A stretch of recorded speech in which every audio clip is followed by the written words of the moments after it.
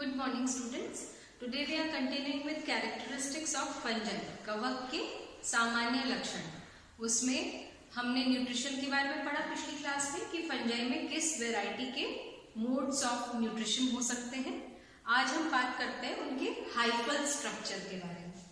उससे पहले हम ये देखते हैं कि एक पॉइंट होता है जहां हम फंजाई को क्लासिफाई करते हैं होलोकार्पिक और यूकार्पिक में. वो किस बेसिस पर होता है? अगर फंजाई का all the body of fungi is involved in formation of reproductive structures. तो इसको हम कहते हैं होलोकार्पिक. ये देखा जाता है यूनिसेल्युलर फंजाई.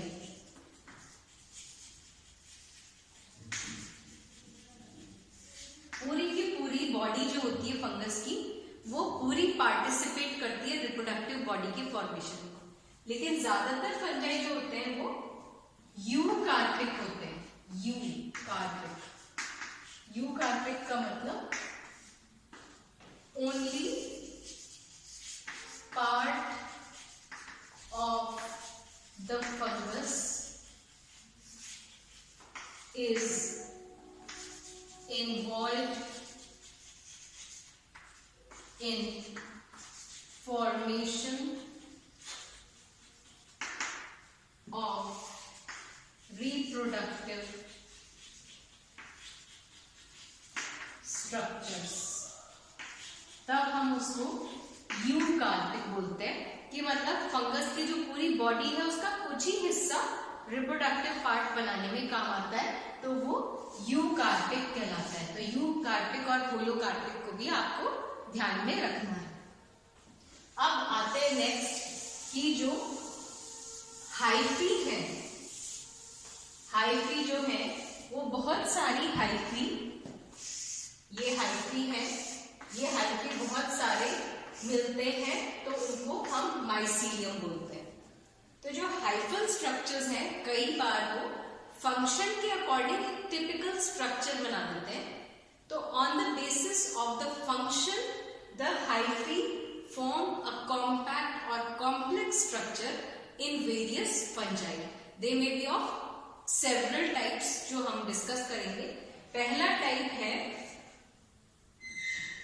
जो पहला टाइप हम ले सकते हैं इसमें, जैसे कि राइजोमॉर्फ बन जाता है, प्रोजेनकाइमा बन जाता है, सूडोपैरेन्काइमा बनता है. तो फर्स्ट टाइप जो हम देखते हैं वो है प्रोजेनकाइमा.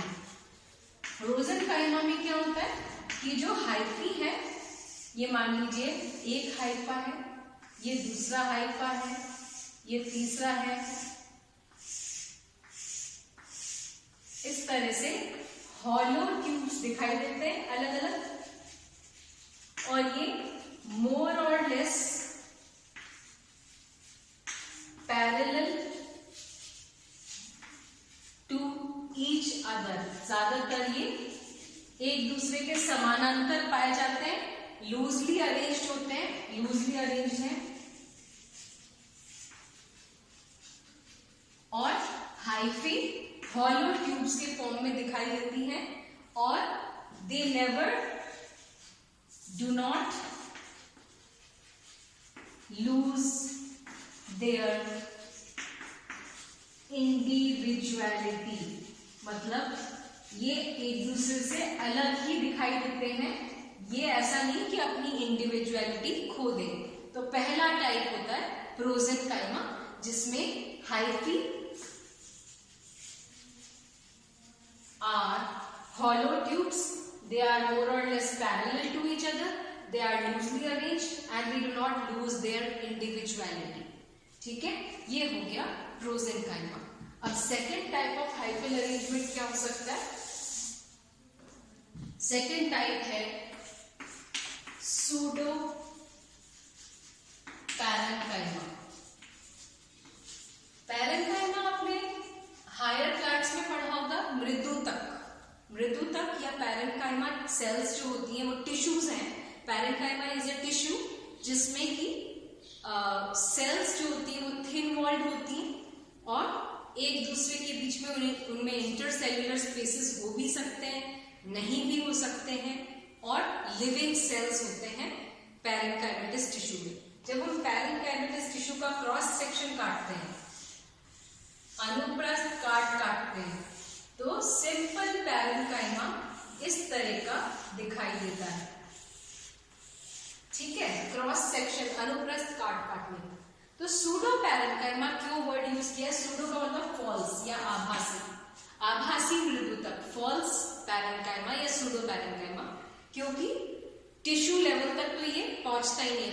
फंजाई हमने पहली क्लास में पढ़ा था, ये सुकाय होता है, थैलस होता है, ट्रू रूट, स्टेम और लीव्स में डिफरेंशिएटेड नहीं होता। तो जहां ट्रू ऑर्गन ही नहीं है वहां ट्रू टिश्यू कहां से होगा? आपको पता है बहुत सारे सेल्स मिलके एक टिश्यू बनाते हैं, बहुत सारे टिश्यूज मिलके एक ऑर्गन बनाते हैं, बहुत सारे टिश्यूज ऑर्गन्स मिलके एक ऑर्गन सिस्टम बनाते हैं, और बहुत सारे ऑर्गन सिस्टम्स मिलकर एक इंडिविजुअल बनाते हैं। तो जहां पर टिश्यूज ही नहीं है वहां ऑर्गन कैसे हम उसको ट्रू पैरेन्काइमा बोल पाएंगे?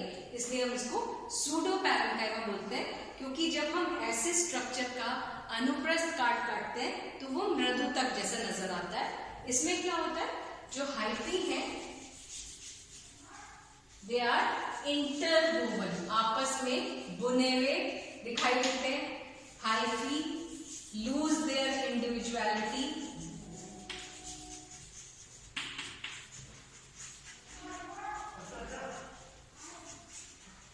एंड दे लाइन नेटवर्क बनाते हैं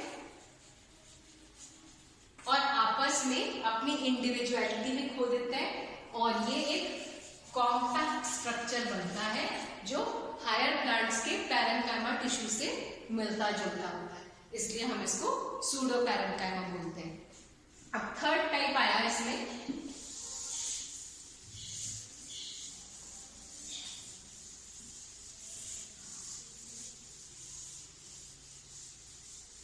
थर्ड टाइप है राइजोमॉर्फ।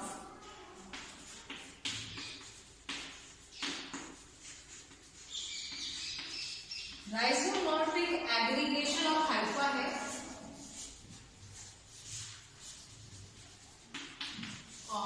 हाइफी। ये ऐसे लगते हैं जैसे कि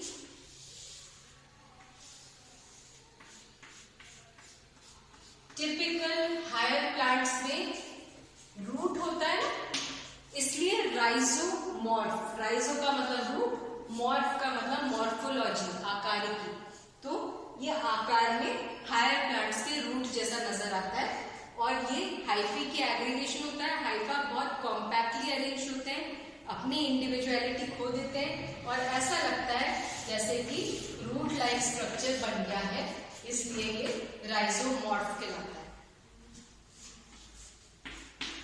फिर नेक्स्ट हम देखते हैं, एक टाइप होता है हाइफी के एग्रीगेशन का जिसको हम कहते हैं स्क्लेरोशियम। स्क्लेरोशियम क्या होता है?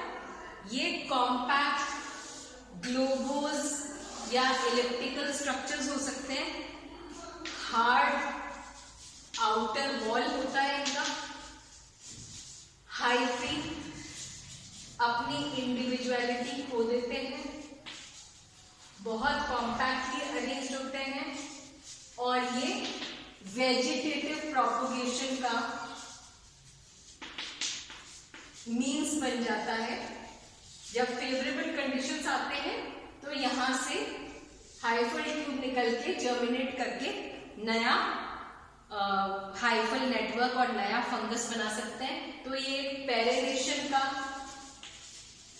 मेथड भी हो जाता है, और ये क्लैविसेप्स एक एग्जाम्पल है जहां हम स्क्लेरोशिया देखते हैं, और ये डिजीज कॉज करता है अर्गट। तो स्क्लेरोशियम एक और टाइप ऑफ स्ट्रक्चर हो गया जिसमें हाइफल एग्रीगेशन एक स्पेसिफिक फंक्शन के लिए दिखाई दे रहा है। इसके अलावा और भी मेथड्स हैं।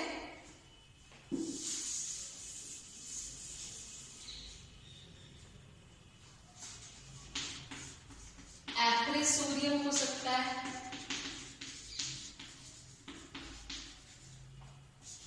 हॉस्टोरियम हो सकता है,